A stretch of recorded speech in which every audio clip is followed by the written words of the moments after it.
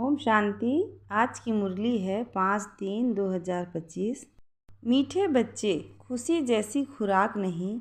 तुम खुशी में चलते फिरते पैदल करते बाप को याद करो तो पावन बन जाएंगे। आज का प्रश्न है, कोई भी कर्म विकर्म न बने उसकी युक्ति क्या है? उत्तर है, विकर्मों से बचने का साधन है श्रीमत। बाप की जो पहली श्रीमत है कि अपने को आत्मा समझ बाप को याद करो, इस श्रीमत पर चलो तो तुम विकर्माजीत बन जाएंगे। ओम शांति। रूहानी बच्चे यहाँ भी बैठे हैं और सभी सेंटर्स पर भी हैं। सभी बच्चे जानते हैं कि अभी रूहानी बाबा आया हुआ है। वह तुमको इस पुरानी छीछी पति दुनिया से फिर घर ले जाएंगे। बाप आए ही हैं पावन बनाने और आत्माओं से ही बात करते हैं। आत्मा ही कानों से सुनती है, क्योंकि बाप को अपना शरीर तो है नहीं। इसलिए बाप कहते हैं, मैं शरीर के आधार से अपनी पहचान देता हूँ। मैं इस साधारण तन में आकर तुम बच्चों को पावन बनने की युक्ति बताता हूँ। वह भी हर कल्प आकर तुमको यह युक्ति बतलाता हूँ। इस रावण राज्य में तुम कितने दुखी बन पड़े हो। रावण राज्य शोक वाटिका में तुम हो। कलयुग को कहा ही जाता है दुख धाम। सुख धाम है कृष्णपुरी स्वर्ग, वह तो अभी है नहीं। बच्चे अच्छी रीति जानते हैं कि अभी बाबा आया हुआ है हमको पढ़ाने के लिए। बाप कहते हैं, तुम घर में भी स्कूल बना सकते हो। पावन बनना और बनाना है। तुम पावन बनेंगे तो फिर दुनिया भी पावन बनेगी। अभी तो यह भ्रष्टाचारी पतित दुनिया है, अभी है रावण की राजधानी। इन बातों को जो अच्छी रीति समझते हैं वह फिर औरों को भी समझाते हैं। बाप तो सिर्फ कहते हैं, बच्चे अपने को आत्मा समझ मुझ बाप को याद करो, औरों को भी ऐसे समझाओ। बाप आया हुआ है, कहते हैं मुझे याद करो तो तुम पावन बन जाएंगे। कोई भी आसुरी कर्म नहीं करो। माया तुमसे जो छी कर्म कराएगी वह कर्म जरूर विकर्म बनेगा। पहले नंबर में तो जो कहते हैं ईश्वर सर्वव्यापी है, वह भी माया ने कहलाया ना। माया तुमसे हर बात में विकर्म ही कराएगी। कर्म अकर्म विकर्म का राज भी समझाया है। श्रीमत पर आधा कल्प तुम सुख भोगते हो, आधा कल्प फिर रावण की मत पर दुख भोगते हो। इस रावण राज्य में तुम भक्ति जो करते हो नीचे ही उतरते आए हो। तुम इन बातों को नहीं जानते हो थे, बिल्कुल ही पत्थर बुद्धि थे। पत्थर बुद्धि और पारस बुद्धि गाते तो हैं ना। भक्ति मार्ग में कहते भी हैं, हे ईश्वर इनको अच्छी बुद्धि दो तो यह लड़ाई आदि बंद कर दें। तुम बच्चे जानते हो बाबा बहुत अच्छी बुद्धि अभी दे रहे हैं। बाबा कहते हैं, मीठे बच्चों तुम्हारी आत्मा जो पतित बनी है उनको पावन बनाना है।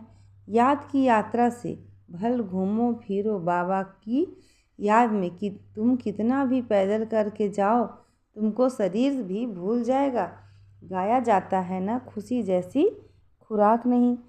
मनुष्य धन कमाने के लिए कितना दूर दूर खुशी से जाते हैं, यहाँ तुम कितने धनवान संपत्तिवान बनते हो। बाप कहते हैं, मैं कल्प कल्प आकर तुम आत्माओं को अपना परिचय देता हूँ। इस समय सभी पतित हैं जो बुलाते रहते हैं कि पावन बनाने लिए आओ। आत्मा ही बाप को बुलाती है। रावण राज्य में शोक वाटिका में सभी दुखी हैं। रावण राज्य सारी दुनिया में है। इस समय है ही तमो प्रधान सृष्टि। सतो प्रधान देवताओं के चित्र खड़े हैं। गायन भी उन्हों का है। शांति धाम सुख धाम जाने के लिए मनुष्य कितना माथा मारते हैं, यह थोड़े ही कोई जानते हैं। भगवान कैसे आकर भक्ति का फल हमको देगा। तुम अभी समझते हो हमको भगवान से फल मिल रहा है। भक्ति के 2 फल हैं, एक मुक्ति दूसरा जीवन मुक्ति। यह समझने की बड़ी महीन बातें हैं। जिन्होंने शुरू से लेकर बहुत ही भक्ति की होगी वह ज्ञान जरूर अच्छी रीति लेंगे तो फल भी अच्छा पाएंगे। फिर भक्ति कम की होगी तो ज्ञान भी कम लेंगे, फल भी कम मिलेगा। हिसाब है ना, नंबरवार पद है ना। बाप कहते हैं मेरा बनकर विकार में गिरा तो गोया मुझे छोड़ा, एकदम नीचे जाकर पड़े। कोई तो गिर कर फिर उठ पड़ते हैं, कोई तो बिल्कुल ही गटर में गिर जाते हैं। बुद्धि बिल्कुल सुधरती ही नहीं। कोई के दिल अंदर खाता है, दुख होता है। हमने भगवान से प्रतिज्ञा की और फिर उनको धोखा दे दिया, विकार में गिर पड़ा, बाप का हाथ छोड़ा, माया का बन पड़ा। वे फिर वायुमंडल ही खराब कर देते हैं, श्रापित हो जाते हैं। बाप के साथ धर्मराज भी है ना। उस समय पता नहीं पड़ता कि हम क्या करते हैं, बाद में पश्चाताप होता है। ऐसे बहुत होते हैं, किसका खून आदि करते हैं तो जेल में जाना पड़ता है, फिर पश्चाताप होता है। नाहिक उनको मारा, गुस्से में आकर मारते भी बहुत हैं। ढेर समाचार अखबार में पढ़ते हैं। तुम तो अखबार पढ़ते नहीं हो, दुनिया में क्या क्या हो रहा है तुमको मालूम नहीं पड़ता। दिन प्रतिदिन हालतें खराब होती जाती हैं, सीढ़ी नीचे उतरती है ही। तुम इस ड्रामा के राज्य को जानते हो बुद्धि में। यह बात है कि हम बाबा को ही याद करें, कोई भी ऐसा छीछी कर्तव्य ना करें जिससे रजिस्टर खराब हो जाए। बाप कहते हैं मैं तुम्हारा टीचर हूँ ना। टीचर के पास स्टूडेंट की पढ़ाई का और चाल चलन का रिकॉर्ड रहता है ना। कोई भी चाल बहुत अच्छी है, कोई की कम, कोई की बिल्कुल खराब, नंबरवार होते हैं ना। यह भी सुप्रीम बाप कितना ऊंच पढ़ाते हैं, वह भी हर एक की चाल चलन को जानते हैं। तुम खुद भी जान सकते हो हमारे में यह आदत है, इस कारण हम फेल हो जाएंगे। बाबा हर बात क्लियर कर समझाते हैं, पूरी रीति पढ़ाई नहीं पढ़ेंगे, किसी को दुख देंगे तो दुखी होकर मरेंगे, पद भी भ्रष्ट होगा, सजाएं भी बहुत खाएंगे। मीठे बच्चे, अपनी और दूसरों की तकदीर बनानी है तो रहम दिल का संस्कार धारण करो। जैसे बाप रहम दिल हैं, तब टीचर बनकर तुम्हें पढ़ाते हैं। कोई बच्चे अच्छी रीति पढ़ते और पढ़ाते हैं, इसमें रहम दिल बनना होता है। टीचर रहम दिल है ना, कमाई का रास्ता बताते हैं कि कैसे अच्छा पोजीशन तुम लाभ पा सकते हो। उस पढ़ाई में तो अनेक प्रकार के टीचर्स होते हैं, यह तो एक ही टीचर है। पढ़ाई भी एक ही है, मनुष्य से देवता बनने की। इसमें मनुष्य है पवित्रता की बात, पवित्रता ही सब मांगते हैं। बाप तो रास्ता बता रहे हैं, परंतु जिनकी तकदीर में है ही नहीं तो तदबीर क्या कर सकते हैं। ऊंच मार्क्स पाने का ही नहीं है तो टीचर्स तदबीर भी क्या करे। यह बेहद का टीचर है ना। बाप कहते हैं तुमको और कोई सृष्टि के आदि मध्य अंत की हिस्ट्री ज्योग्राफी समझा न सकें। तुमको हर एक बात बेहद की समझाई जाती है। तुम्हारा है बेहद का वैराग्य, यह भी तुमको सिखलाते हैं। जबकि पतित दुनिया का विनाश, पावन दुनिया की स्थापना होनी है। सन्यासी तो है निर्वृत्ति मार्ग वाले, वास्तव में उन्हों तो जंगल में रहना है। पहले ऋषि मुनि आदि सब जंगल में रहते थे। वह सतो प्रधान ताकत थी तो मनुष्यों को खींचते थे। कहाँ कहाँ कुटियाओं में भी उनको भोजन जाकर पहुँचाते थे।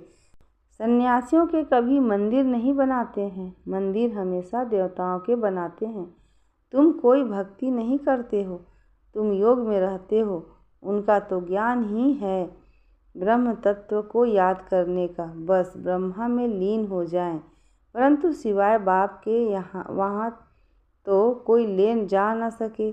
बाप आते ही हैं संगम युग पर, आकर के देवी देवता धर्म की स्थापना करते हैं। बाकी सबकी आत्माएं वापस चली जाती हैं, क्योंकि तुम्हारे लिए नई दुनिया चाहिए ना। पुरानी दुनिया का कोई भी रहना नहीं चाहिए। तुम सारे विश्व के मालिक बनते हो। यह तो तुम जानते हो, जब हमारा राज्य था तो सारे विश्व पर हम ही थे, दूसरा कोई खंड नहीं था। वहाँ ज़मीन तो बहुत रहती है, यहाँ ज़मीन कितनी है, फिर भी समुद्र को सुखाकर ज़मीन करते रहते हैं, क्योंकि मनुष्य बढ़ते जाते हैं। यह ज़मीन सुखाना आदि विलायत वालों से सीखे हैं। बॉम्बे पहले क्या थी, फिर भी नहीं रहेगी। बाबा तो अनुभवी है ना।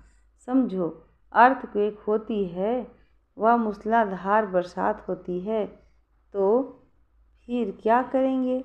बाहर तो निकल नहीं सकेंगे।